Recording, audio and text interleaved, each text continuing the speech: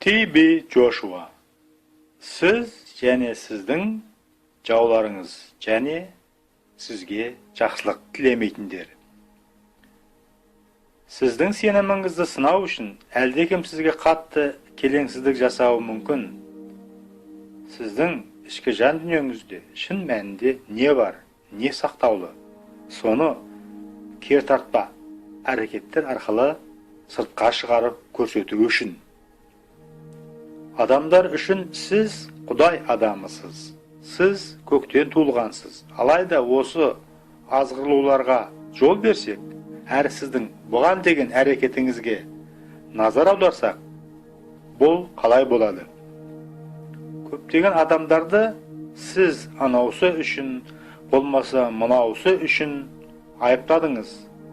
Осы өмірлік жағдайлар арқылы Құдай жұмыс істеп жатыр-ау деп еш ойланбастан. Міне, сондықтан да біздің әрекет, реакциямыз Құдайдан болуы керек. Сіз ешқашанда естімейсіз менің сол сияқты нәрселерге қалай әрекет жасайтынымды. Өйткені мен білемін Құдай қалай жұмыс істейтінін. Әр кез сайын сізде мәселе туындағанда, осыған Құдайдың ұстанымы қандай? Сол туралы ойланыңыз. Алдымен бір нәрсе айтпас бұрын. Сізге қарсы жала жау өтірік айтқан кезде, ақырын сабыр сақтай отырып, бұған деген Құдайдың ұстанымын біліңіз. Алдымен бір нәрсе айтпастан бұрын. Азғыру сынағы өтіп тыйылған кезде, Құдайдың бұған ұстанымы қандай? Сіз біздің жауларымыз туралы әлде бір нәрсені білмейсіз. Олар сізге шабуылдағанда, ал сіз үнсіз қалыңыз. Бұл сіздің жауларыңызға үрей туғызады. Олар сіздің қарсылық ұстанымыңыз туралы білмейді және де сіздің үнсіз қалғаныңыз не білдіретінін де білмейді. Алайда сіз жауап бергеніңізде бұл оларға ұнайды. Міне бұл құпия. Сіздің жауларыңыз сіздің қалай қорғанып өзіңізді қорғаштағаныңызды ұнатады. Бұл оларға ары қарай не істеу керектігі жайында түсінік береді. Олар сіз туралы жалған айтып, жанай тиісіп сізге сапа шектіргенде, сіз бұған байбалам сала бастағанда, олар бұған бақытты. Олар сізге тура дәл тигенін біліп, одан да қаттырақ соққы жасағысы келеді. Және шайтан да солай істейді. Сіз мінәжат еткен кезіңізде әрдайым шайтанды еске алсаңыз, ол бұған бақытты. Ол қашанда өзіне көңіл бөлгенді қалайды. Ол сіз өзі туралы айтып, мәлімдеме еткеніңізді қалайды. Ал оған еш көңіл бөлмей, ол жөнінде тіл қатпасаңыз, еске алмасаңыз, ол үшін бұл қашанда өте ауыр. Шайтан өзіне көңіл аударғанды қалайды. Мінекей сол себепті де мен айтамын қауым мүшелеріне, мінәжат уақытында кімде-кім ерекшеленіп, жақсы киіммен, жақсы аяқ киіммен, бағалы заттармен көрініс жасап жатса, бұл жөнінде білгендер маған ондайлардың есімін айтулары керек. Өйткені шайтан сондай адамдарды қолданып жатыр. Сол себепті де ондай адамдар қауымдарды аралап, өз дүниелерін көрсетеді, өз әдеміліктерін көрсетеді. Бәрі тыныш отырған кезде шайтанға өзіне көңіл аударған ұнайды. Сіз көрдіңіз бе шайтанға қалай қарайтынымды? Мен ешқашанда ештеңке айтпаймын. Әзірге Құдай маған айт деп бұйырмайынша. Маған әлден нәрсені айтқанда, мен үнсіз қарап тұрамын. Мен осы жөнінде Құдайдың ұстанымын білгім келеді. Ал егерде Құдай маған дәл сол жерде жауап ретінде мен айтатын сөзін бермесе, мен қашанда төзімдімін. Өйткені мен көбірек Құдайдың қабілеттілігіне тәуелдімін. Құдайдың күшіне тәуелдімін. Адамшылық артықшылықпен басымдылықтан гөрі. Сонымен сіздерден өтінем, мынаны есте сақтаңыздар. Сіздің жауларыңызға сіздің кетотпа әрекет реакцияңыз ұнайды. Бұл оларға келесі әрекетін есептеп алуға көмектеседі. Қандай тактиканы қолдану керек екендігін. Олардың сізге не істегеніне, қалай жәбірлегендеріне сіз еш мән бермесеңіз, бұл бар істі тәмам етеді, соңына өз нүктесін қояды. Бұл аяғы, алайда бұл Құдай үшін аяғы емес. Олар тоқтаған жерде Құдай өз іс-әрекетін бастайды. Сіздің қарсы әрекетіңіз арқылы қаншалықты сіз рухани күшті де үлкен, немесе әлсіз де кішкентай екендігіңіз белгілі болады.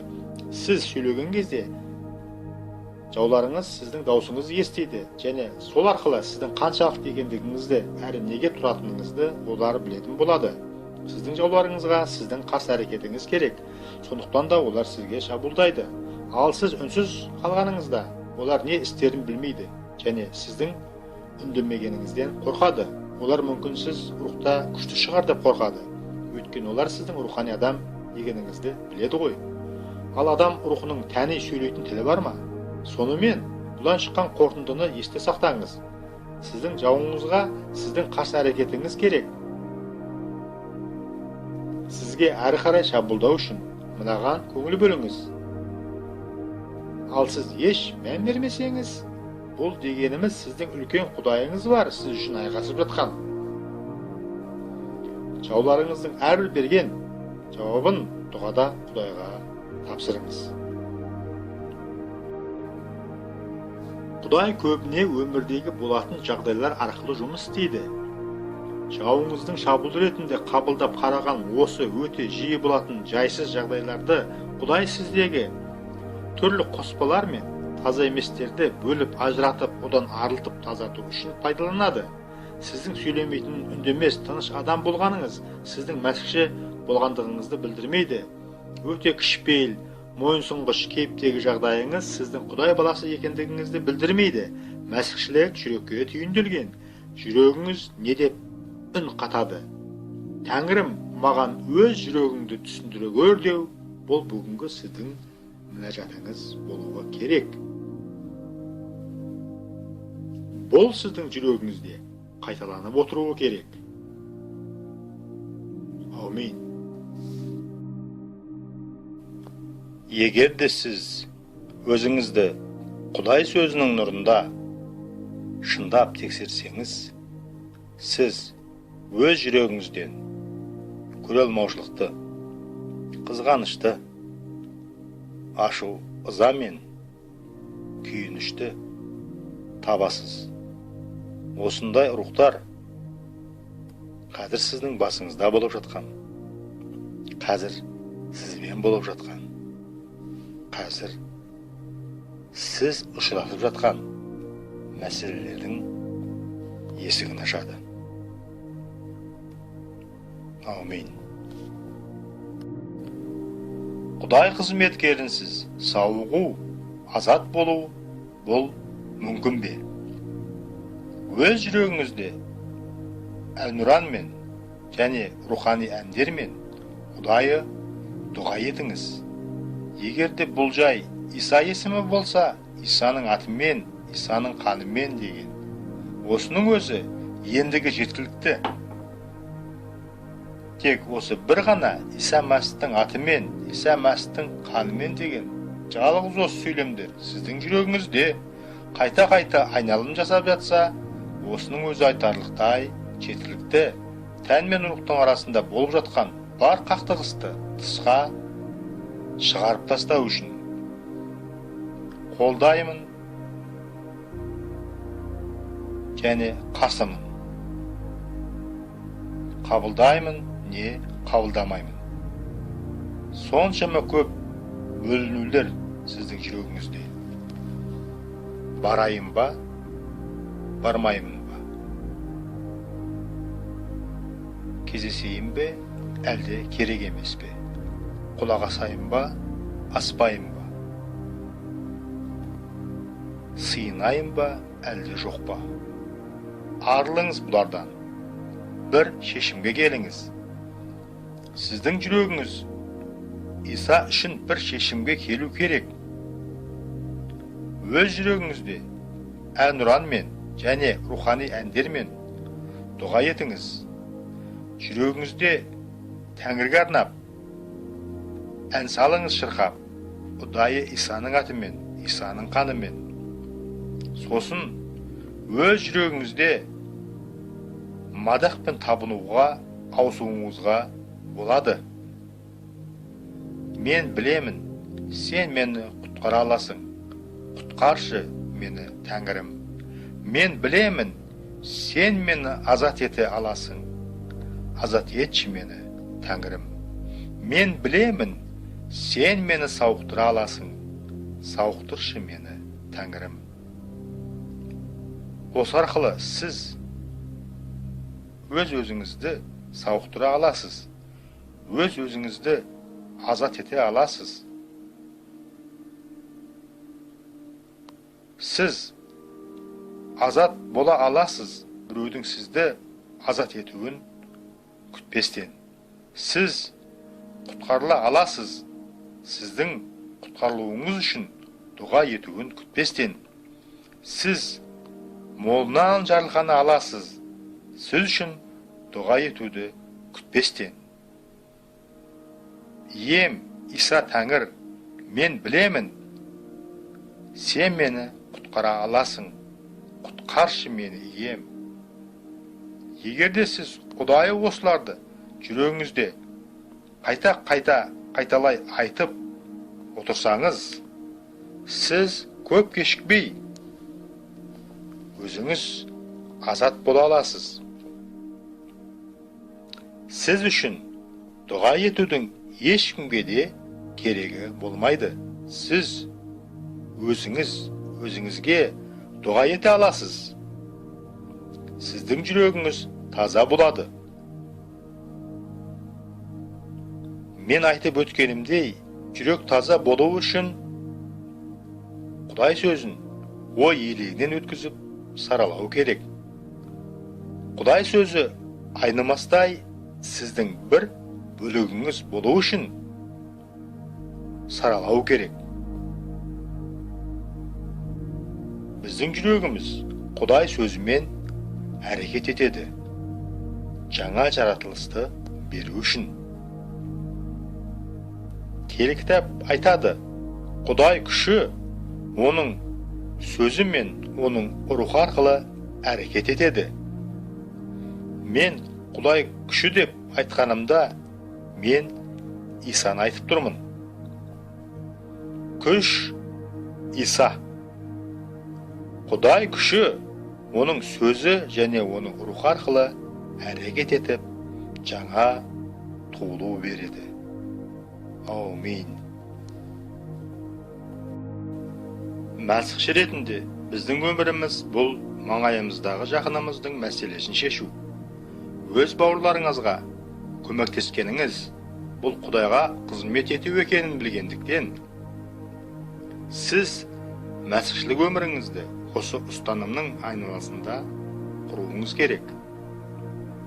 Әркез қиындыққа ұшыраған жақынымызға біз көмек бергенімізде, біздің Иса Мәсіхтегі рухани қал ахуалымыз жетіліп, кемелдене түседі.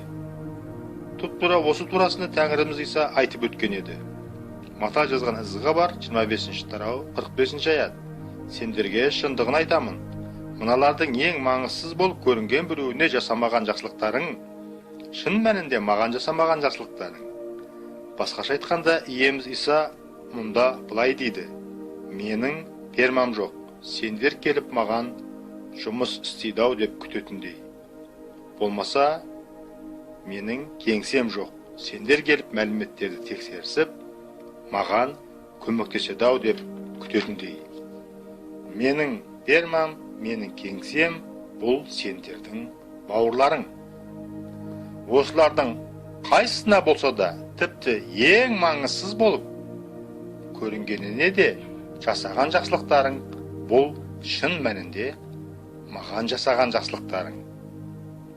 Қауымға, жиынға қанша мәрте баратының, қанша рет дұға мен оразада болатының, сан жағынан қаншама мәсіхшілік қызмет жүргізетінің, қаншама ондық, қаншама құрбандықтар беретінің, қауымда қандай атақ титул дәрежеге ие болып жүргенің, бұл иемізге оншалықты қызық емес.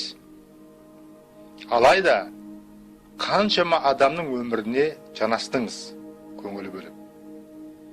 Көптеген адамдар қиындықта жүр, азапта жүр, жапа шегіп. Олар өзгергісі келеді, бірақ мұны қалай іске асырарын білмейді. Қаншама өмірді сіз өзгертуге қабілеттісіз. Қаншамасын сіз өзгерттіңіз. Міне, иеміз Иса үшін маңыздысы осы. Аумин. Өз бетіңше, өзіндік әрекет бұл күнәға деген дұрыс емес қатынас. Күнәні түп тамырымен жоятын келрухсыз біз ескі әдетке қайта оралсам деген қалау азабының құрдымындамыз.